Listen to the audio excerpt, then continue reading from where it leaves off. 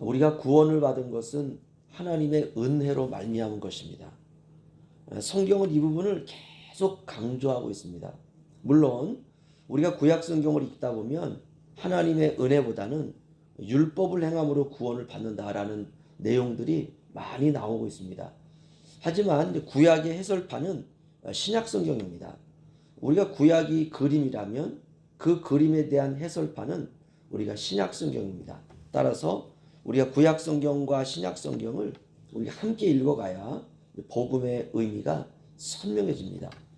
구약은 행함의 주체이신 그리스도께서 어떻게 오시는지 이렇게 말씀하는 그림으로 보여주는 성경 말씀입니다.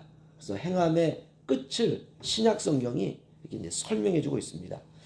구약의 백성들이 메시아를 고대하는 마음으로 그리스도가 오시기까지 지키고 있는 율법의 주인이 누구인지를 이렇게 신약 성경이 설명해주고 있습니다. 거기까지 인도하는 것이 바로 율법이죠.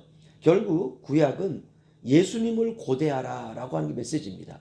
이 땅의 죄를 이제 사해 주시고 용서해 주시는 그 메시아가 오는데 그분을 너희가 기다려라 라고 하는 메시지를 그림으로 계속 보여주고 있습니다.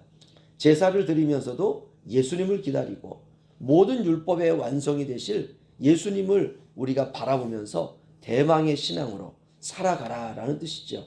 그러면 그리스도는 누구인가? 하나님의 은혜의 실체입니다.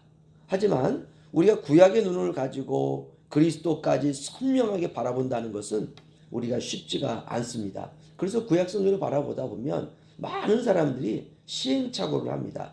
이렇게 이제 수천 년이 지나야 주님이 오신다는 것을 이제 육체를 가지고 살아가는 인간이 기대하는 것은 어려운 일입니다. 그럼에도 불구하고 끝까지 그 희미한 촛불과도 같은 그 불빛 아래에서 믿음으로 살다간 구약의 성도들이 있습니다. 그럼 우리는 어떤가?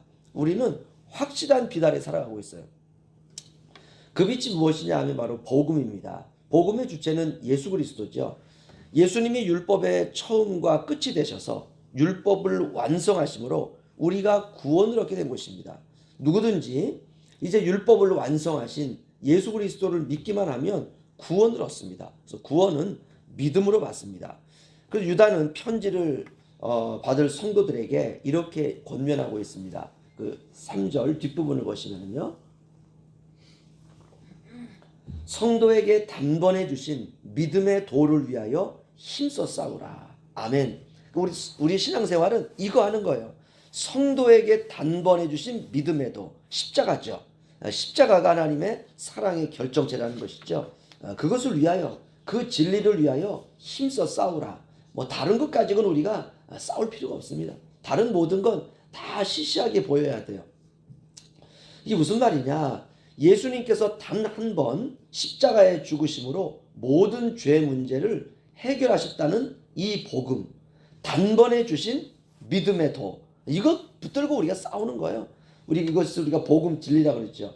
누가 뭐래도 이 진리가 우리 안에서 흔들리지 않게 하는 것입니다. 믿음의 도, 예수 그리스도를 믿으면 누구든지 구원을 받는다라고 하는 이 진리를 굳게 붙잡고 우리가 살아가는 것입니다. 저와 여러분에게는 믿음의 도가 있습니다. 이 도라고 하는 것은 길이죠. 믿음의 길이 있습니다. 믿음으로 걷는 길이죠. 믿음으로 걷는 진리. 그래서 신약의 모든 성도들은 모든 신앙의 기초가 믿음입니다. 오직 믿음으로 사는 거예요. 믿음이 아니면 아무것도 아니죠. 저와 여러분이 모든 것을 믿음으로 행하기를 바랍니다.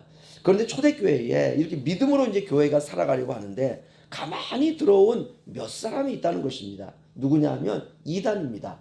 믿음이 아니라 다른 게 있다는 것이에요.